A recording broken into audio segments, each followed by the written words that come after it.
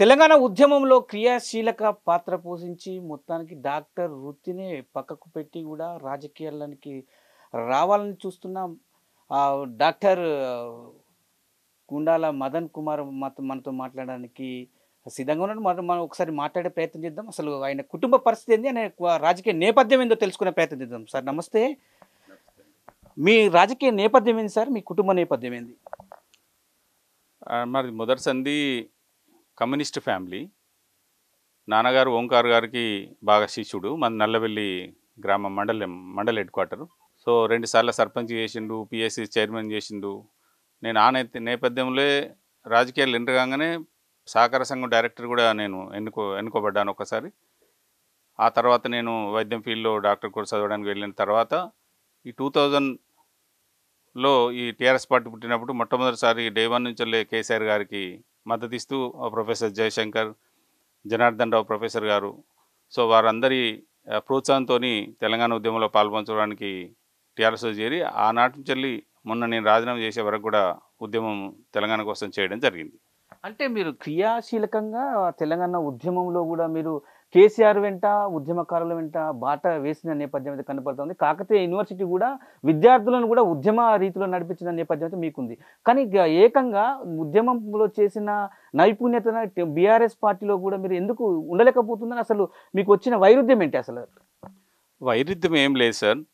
ఇవాళ నేను పార్టీలో చేరిన తర్వాత నన్ను బీసీసీఎల్ రాష్ట్ర ప్రధాన కార్యదర్శిగా వారు నియమించడం జరిగింది. నేను వారిచ్చిన సమాచారం వారు మాకు ఇచ్చిన సమాచారాన్ని పట్టుకొని పబ్లిక్లో పోయిన దగ్గర మనం రేపు తెలంగాణ వస్తే ఏ కులానికి ఎన్ని అసెంబ్లీ సీట్లు ఇస్తామని వారు నాకు చెప్పడం, నేను పబ్లిక్ మీటింగ్లలో చెప్పడం జరిగింది. ఆ బీసీ సంఘాలు, అన్ని కుల సంఘాల మీటింగ్లలో.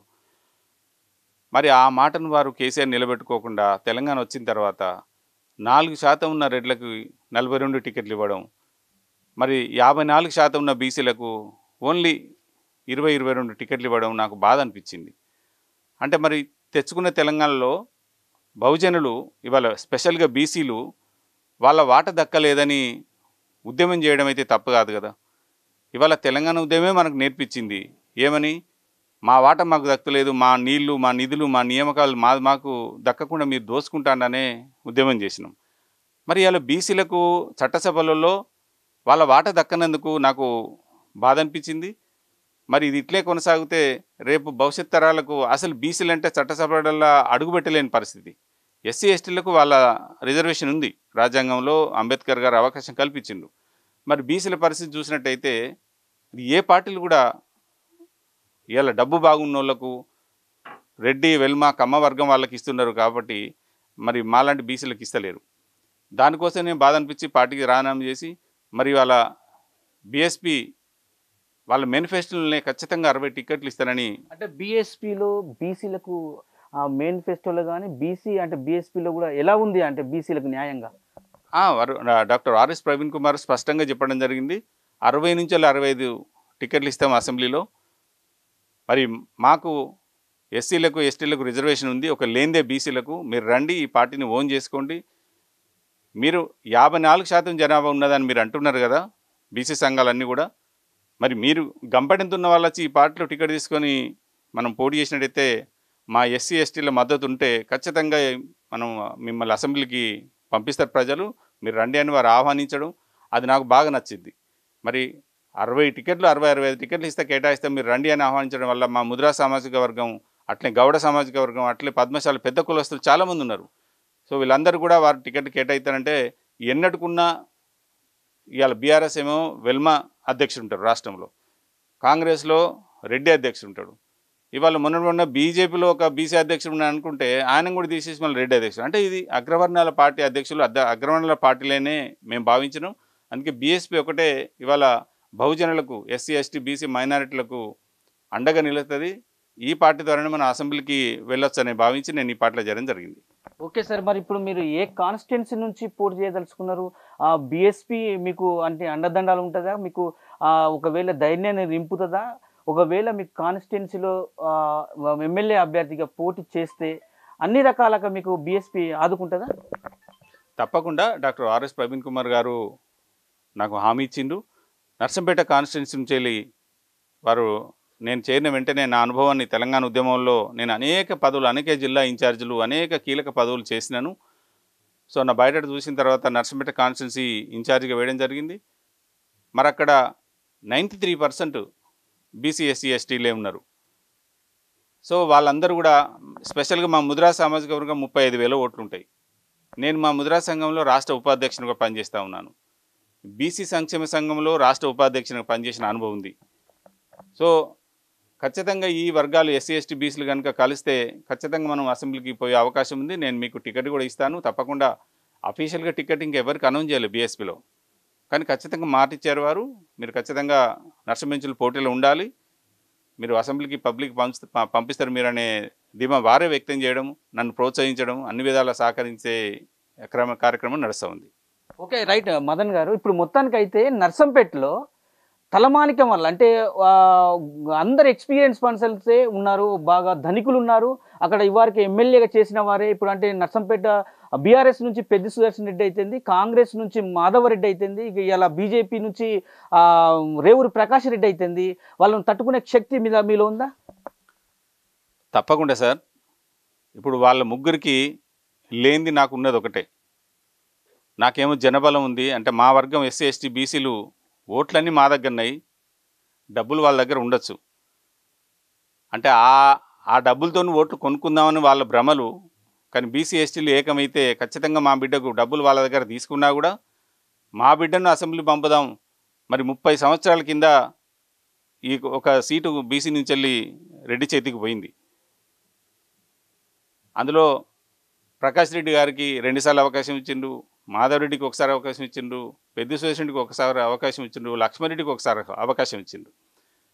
మరి వాళ్ళ మా బహుజన బిడ్డ, మా బీసీ బిడ్డకు ఖచ్చితంగా మేము ఒకసారి అసెంబ్లీ పంపుదామని వాళ్ళు అనుకుంటా ఉన్నారు. సో నాకు కూడా నేను మీ అమ్మ టీవీ పక్షాన నా నర్సంపేట ప్రజలను, బహుజనులను, బీసీ ఎస్సీ ప్రజలను, యూత్ను, ఎంప్లాయీస్ను, ఇంటెలెక్ట్స్ను అందరినీ కోరేది ఏంటంటే నాకు కూడా ఒకసారి అవకాశం ఇస్తే నేను కూడా సేవ చేస్తే మీకు నర్సంపేట అభివృద్ధి చేద్దామని నేను మీ ద్వారా తెలియజేస్తా ఉన్నాను. ఓకేనండి. ఇప్పుడు బీఆర్ఎస్ ప్రభుత్వం మాత్రము డబుల్ బెడ్లతోని, దళిత బంధుతోని కూడా కొన్ని సంక్షేమ పథకాలతోని ముందుకు పోతా ఉంది. అదేవిధంగా కాంగ్రెస్ కూడా ఎస్సీ ఎస్టీ మేనిఫెస్టోలో విడుదల చేసింది. అభయాస్తం కింద నిన్న 6 ఒక స్కీమ్లను మాత్రం విడుదల చేసింది. నిన్న సిఎంసీ అంటే సిడబ్ల్యూసీలో నిన్న హైదరాబాద్లో జరిగింది.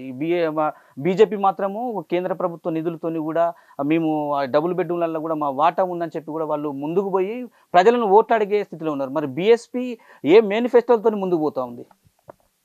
ఇప్పటికే ఆర్ఎస్ ప్రవీణ్ కుమార్ గారు కొన్ని రంగాల్లో వారి మేనిఫెస్టోని బయటపెట్టిండ్రు. అంటే ఏ ప్రాంతం, ఏ రాష్ట్రం అయితే అభివృద్ధి చెందిందనే దానికి సూచిక ఏంటంటే విద్యారంగమే. సో విద్యారంగంలో వారు స్పష్టమైన అవగాహన ఉంది. వారు ఒక సంక్షేమ హాస్టళ్ళకి, సంక్షేమ స్కూళ్ళకి ఒక కమిషనర్ ఉన్నారు. వారి విద్యార్థులు ఇప్పుడు దేశ విదేశాల్లో మంచి పొజిషన్లో ఉన్నారు, వారు తీర్చిదిద్దిన విద్యార్థులు. సో వారికి విద్యారంగంలో అమితమైన అనుభవం ఉంది. సో వారు విద్యారంగానికి ప్రయారిటీ ఇచ్చేసి ఖచ్చితంగా ఒక మండల్ హెడ్ క్వార్టర్లో మంచి ఇంటర్నేషనల్ స్టాండర్డ్స్తో స్కూల్స్ పెట్టాలని వారు మేనిఫెస్టో డిస్కస్ చేయడం జరిగింది. అదేవిధంగా రెండవది, ప్రజలకు మౌలికమైన వైద్య సదుపాయం ఫ్రీగా మంచి కార్పొరేట్ వైద్యం అందాలని వారు కూడా దాని మీద కృషి చేస్తూ ఉన్నారు. ఇంకా పేద ప్రజలకి స్పెషల్గా ఈ రాష్ట్రం ఖజానా బీసీ ఎస్టీ మైనార్టీల శ్రమతోని వాళ్ళు కష్టపడితేనే అక్కడ ఖజానా ఆదాయం వస్తూ ఉంది. సో ఆ ఆదాయాన్ని ఇదే ప్రజలకు మళ్ళీ అందాల్సిన అవసరం ఉందని, అక్కడ కనుక మనం ఎక్కువ సంఖ్యలో ప్రతినిధులు చట్టసభల్లో ఉంటే ఆ ఆదాయాన్ని అన్ని వర్గాల, పేద వర్గాలకి పంచడానికే మా మేనిఫెస్టో మెయిన్గా ఉంటుంది. దానికి మేనిఫెస్టో కమిటీ మీటింగ్ జరుగుతూ ఉంది. ఖచ్చితంగా వారు ఈ మధ్యలో ఈ 1 వీక్ టికెట్లు అనౌన్స్ అయ్యే ముందే ఒక మంచి ప్రజా ఆమోదయోగ్యమైన మేనిఫెస్టోను, బహుజనులకు ఆమోదయోగ్య మేనిఫెస్టోను తయారు చేసి ప్రజల ముందు పెడతాం మేము. ఓకే, చివరిగా చెప్పండి, నర్సంపేట ప్రజలు ఒకవేళ బీఎస్పీ నుంచి మీరు అనుకున్న రీతిలో నర్సంపేట టికెట్ వస్తే నర్సంపేట ప్రజలకు మీరు ఏం చెప్పదలుచుకున్నారు? నర్సంపేట ప్రజలు ఇన్ని నాళ్ళు మోసపూరిత వాగ్దానాలకు మోసపోవద్దని మనవి చేస్తూ ఉన్నాను. ఇప్పుడున్న అధికార పార్టీ ఎమ్మెల్యే గారు ఉన్న స్కీములను, ఒక దళిత బంధు స్కీమ్ ఒక్కటి తెచ్చి అది 5గురు పంచుతూ ఉన్నాడు. అది ఎట్లా సబబని మేము ప్రశ్నిస్తూ ఉన్నాం. గవర్నమెంట్ గైడ్లైన్స్ ప్రకారమే ఏదైనా ఎమ్మెల్యే చేయాలి. కలెక్టర్ దీని చైర్మన్, హైకోర్టు కూడా ప్రశ్నించింది. అయినా ఒక్కరికి 5గురికి పంచుతా ఉన్నారు. ఒకవేళ వీరికి ఇంకా శక్తి సామర్థ్యాలు ఎక్కువ ఉంటే స్కీములు ఎక్కువ తేవాలి, ఎక్కువ దళితులకు మేలు చేయాలి. ఈ ఒక్కటికి 5గురు పంచడం అనేది అది రేపు కొట్లాటకు దారితీస్తుంది. అందరూ బాగా ఇబ్బంది పడతారు దళితులు. రెండవది, ఇప్పటి వరకు నర్సంపేటలో ఒక దొడ్డ రామ్మోహన్ రావు గారు ఏం చేసిందంటే 20 ఎకరాల భూమి కొనిచ్చిండు, దీన్ని డబుల్ బెడ్రూమ్ కట్టండి అని డబ్బులు పెట్టి. ఇప్పటి వరకు దాని మీద తట్టని మట్టి తీయలేదు.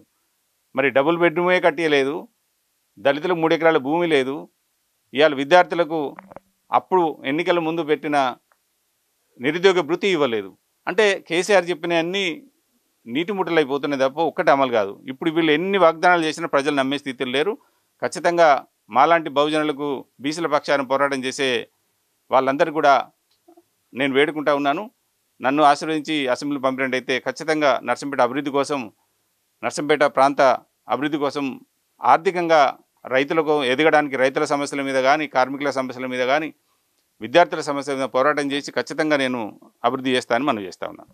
ఓకే, థ్యాంక్ యూ అండి. మొత్తానికైతే చూసుకుంటే బీఎస్పీ నుంచి కూడా డాక్టర్ మదన్ మోహన్ కూడా ఇవాళ నర్సంపేట కాన్స్టిట్యూన్సీ టికెట్ నాకే వస్తుంది, నర్సంపేట ప్రజలకు నేను ఒక బీసీ బిడ్డగా రానున్న నేపథ్యం అయితే కనపడతా ఉంది. మొత్తానికి దళిత బహుజనులు నా వెంట ఉన్నారు. దళిత బహుజనులు 94% ఓట్లున్న నర్సంపేట నాకు ఆశీర్వదిస్తుంది, నన్ను ఆరాధిస్తుంది అని చెప్పి కూడా కోరుకున్న పరిస్థితి కనపడుతుంది. మొత్తానికైతే నన్ను గెలిపిస్తే ఎలాంటి అవకతవకలకు తావు లేకుండా ప్రజలకు సేవ చేస్తా అని చెప్పి కూడా నాకు ఒక అవకాశం కల్పించాలని చెప్పి కూడా బీఎస్పీ నుంచి మదన్ మోహన్ కోరుతున్న పరిస్థితి కనపడుతుంది. కెమెరా పర్సన్ బాలుతో స్వామి, అమ్మా న్యూస్, వరంగల్.